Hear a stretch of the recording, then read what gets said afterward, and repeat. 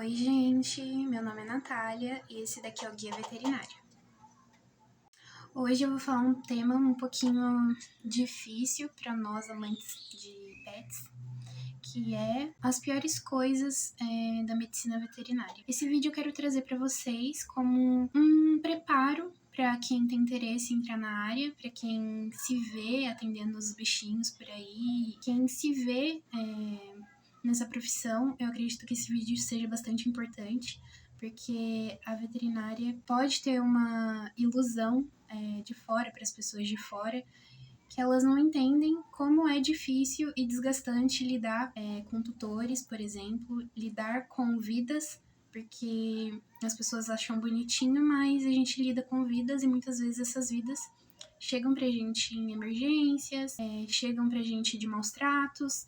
Então eu acredito que seja um vídeo muito importante para você que é tão emocional quanto eu se preparar um pouquinho, porque eu realmente não tive esse preparo e eu gostaria que alguém tivesse falado isso pra mim.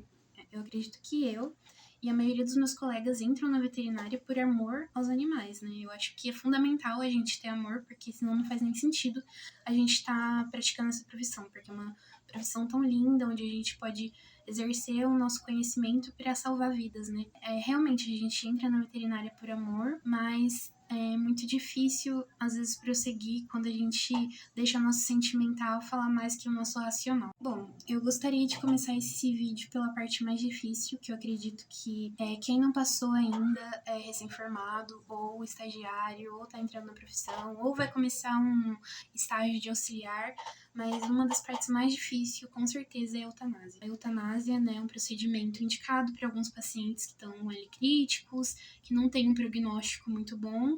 O prognóstico se refere ao tempo de vida do paciente, tempo de qualidade que ele vai ter de vida ainda. E às vezes a gente, né, chega à conclusão, se entendendo com o tutor, né, conversando com o tutor, às vezes a gente chega à conclusão de que é o momento da eutanásia. Só que a eutanásia, primeiro que a gente não aprende como que faz na faculdade, a técnica, não aprende que medicação que usa, não sei se tem algumas universidades que ensinam, mas geralmente a gente vai aprender no estágio, e quando a gente tá aprendendo, a gente tá ali acompanhando o procedimento, né? Então, realmente é uma coisa que às vezes a faculdade não te prepara. E é uma coisa muito chocante, porque às vezes o tutor, ele tem um animal ali há anos, e o animal faz parte da família, e mesmo assim ele chegou num estado, assim, por velhice, ou às vezes por algumas causas subjacentes, alguma doença que esse animal já vinha lutando. E, infelizmente, o final acaba sendo a eutanásia, porque muitas vezes é um procedimento que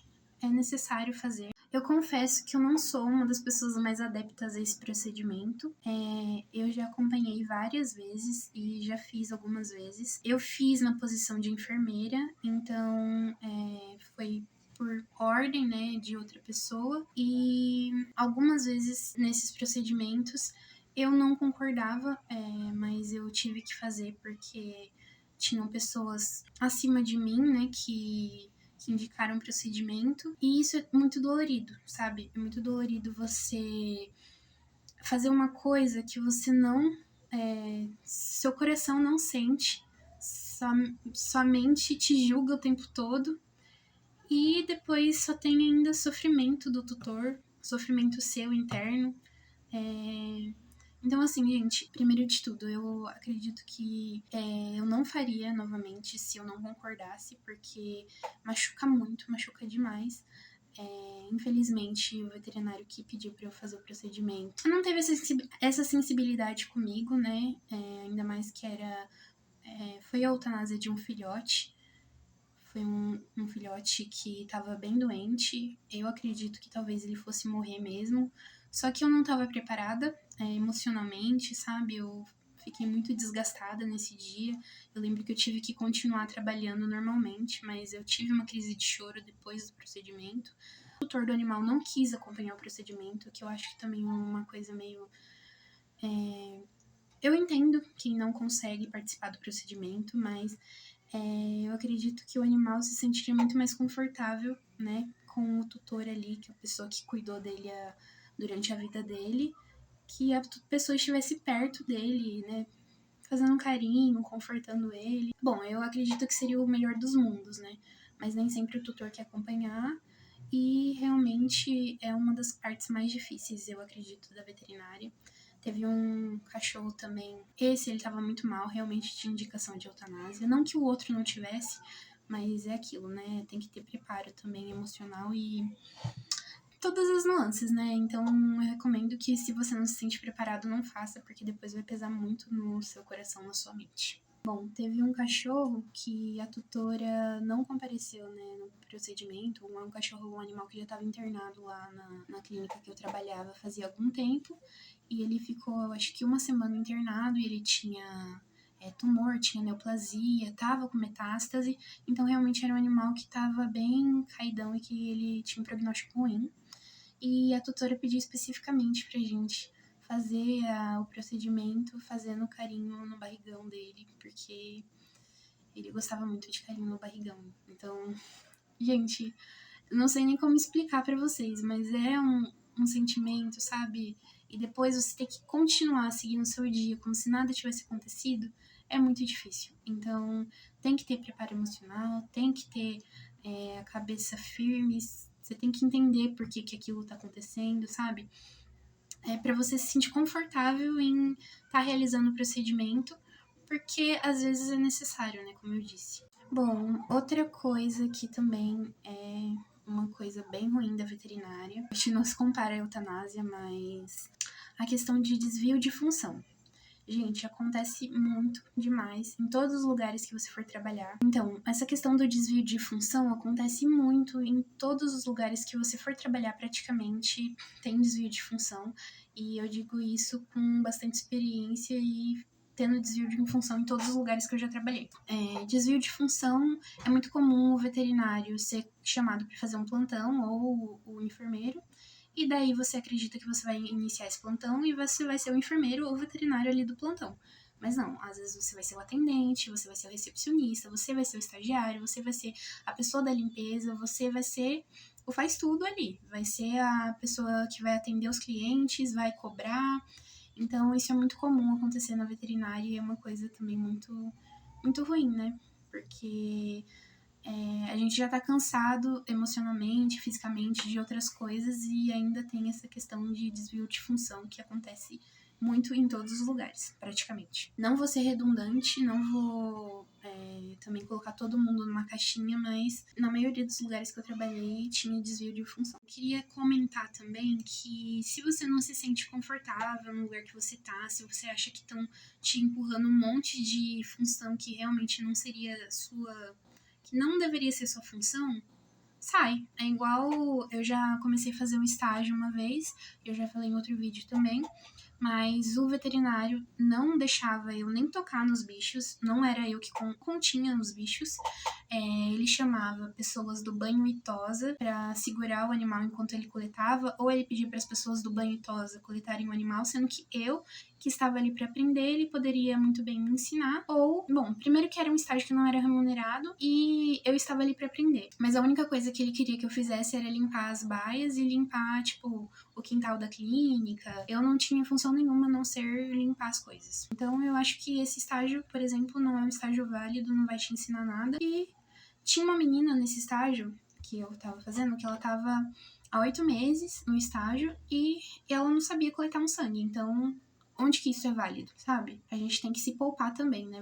Vamos estar nos poupando. Bom, existem muitos tutores folgados, muito tutor sem noção, que não sabe de nada e que vai chegar pra você falando que você tem que fazer isso e aquilo, que você tem que salvar o animal. Só que o tutor mesmo deixou o animal apodrecer em vida, aí ele chega com o animal ali semi-morto pra você e quer que você resolva com cura milagrosa porque não quer pagar R$1. Então, realmente, isso é um tipo de tutor que tem muito, e eles acham que, e eles ainda se acham na razão. Gente, é muito difícil lidar com pessoas, né? Em qualquer profissão a gente vai ter que lidar com pessoas.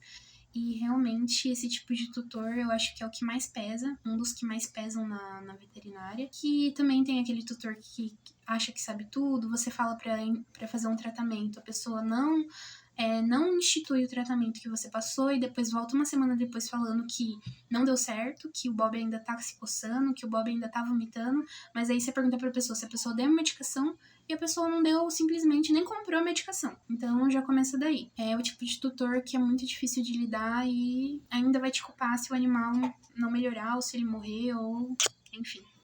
Bom, eu acho que outra coisa muito comum na veterinária é competição desnecessária. Competição de enfermeiro com enfermeiro, competição de veterinário com veterinário.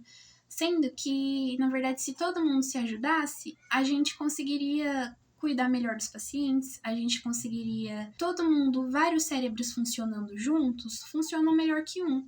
E a maioria dos profissionais, infelizmente, não vem dessa forma, e daí querem montar um em cima do outro, ou quer ganhar mais que o outro, ou quer puxar o tapete do outro, quer falar que o outro fez um protocolo bosta, quer falar que o outro medicou errado, sabe? Quer falar que o outro fez coisa errada.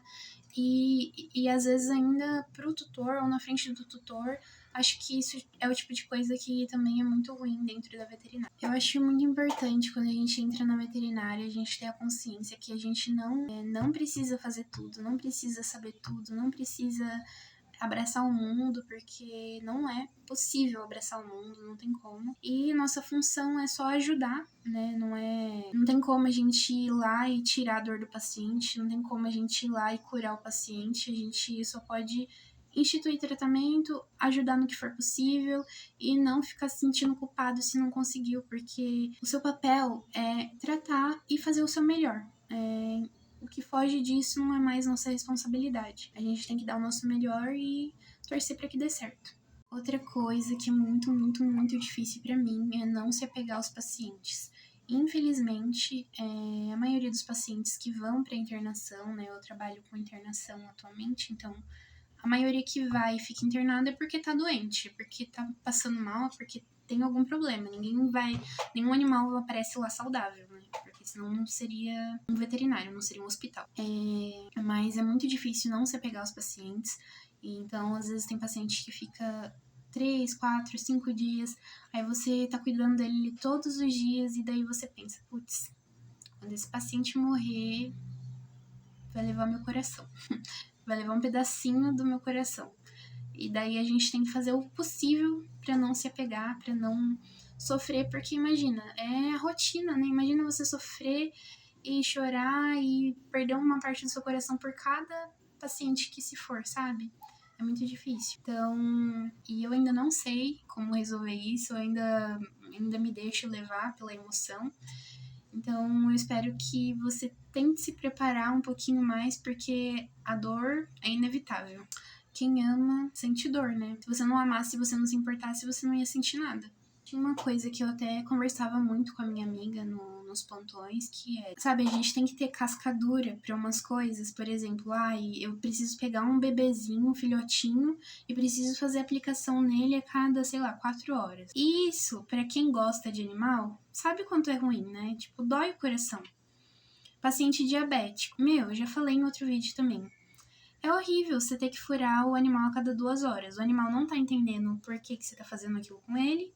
Você não pode ser molenga mole, porque senão às vezes o animal quer te matar. E você fica naquela dualidade, né? Aquilo de tipo, nossa, eu não queria furar ele, mas eu vou ter que furar. E se eu fizer corpo mole, se eu tipo, soltei, deixei, você não vai fazer. Aí você não consegue progredir seu dia, porque tem medicação lá a cada 2, 3 horas.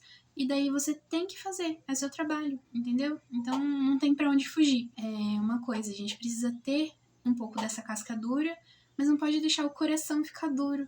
Só que é muito difícil, né, a gente separar, é uma dualidade. Mas é isso, né? Pra quem tem um interesse, pra quem ama, né, essa profissão igual a mim, eu acredito que tem também outras áreas, não é só restrita a isso, não é só apenas isso, mas quem ama vai continuar, né? A gente tem nosso propósito, a gente tem um chamado aí.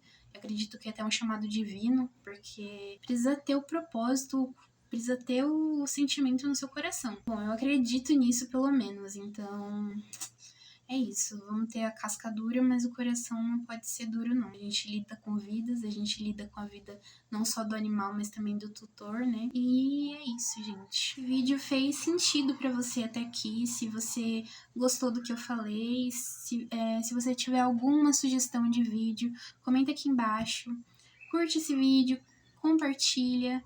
Eu agradeço muito. Eu não consegui fazer mais vídeos na semana passada, mas eu espero ter uma frequência maior no canal.